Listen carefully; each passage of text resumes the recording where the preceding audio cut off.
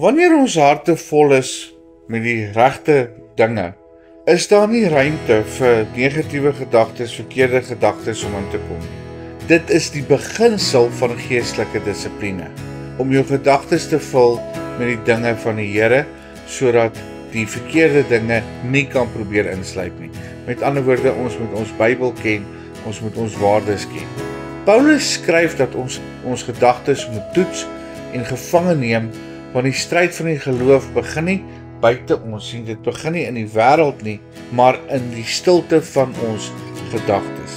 Elke gedagte het 'n rigting. Dit lei of na vrede of na verwarring.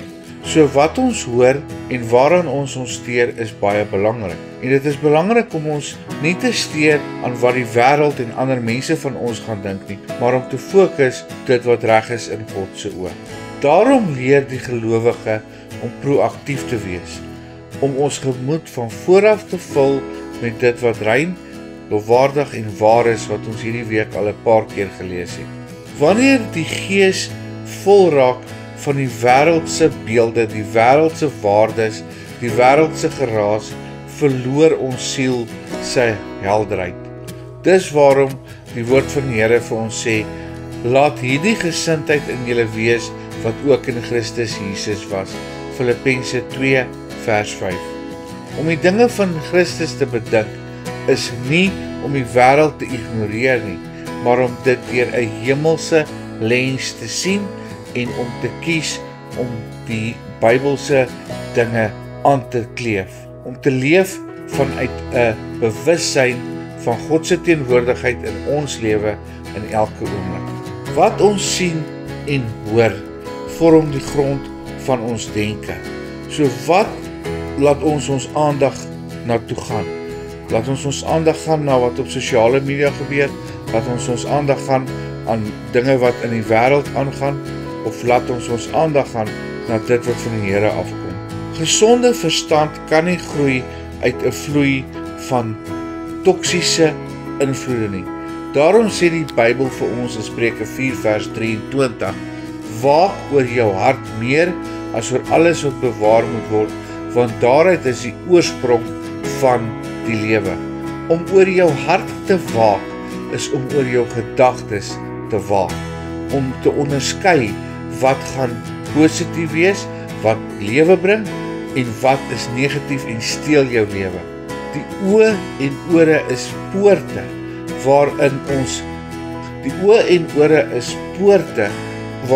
ons data opneem, en elke poort bepaal wat ons in ons siel toelaat. God roep sy kinders om bewuslik te kies dinge wat hulle voed, dinge wat hulle positief beïnvloed. Wanneer ons die regte dinge sien en hoor en bedink, bring dit vrede in ons gedagtes en reinheid in ons lewens, en dit maak ons sterk, want ons weet wie ons in God is. En met die vrede kom beheer.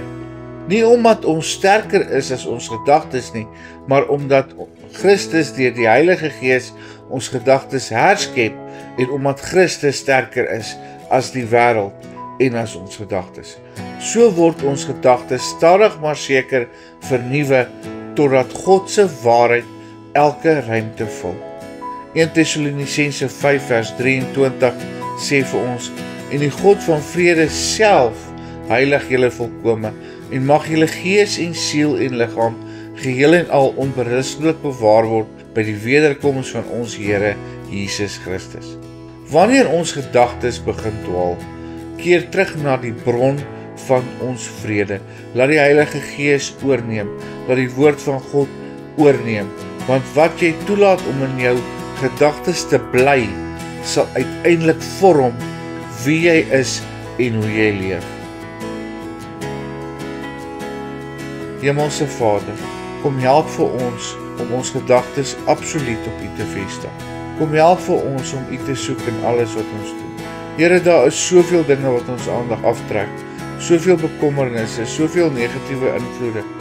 Vader, kom help ons om te fokus op U, en kom hoor ons gebede, en kom verander ons lewens, sodat U daardeur verheerlik kan word. In die naam van Jesus, Amen.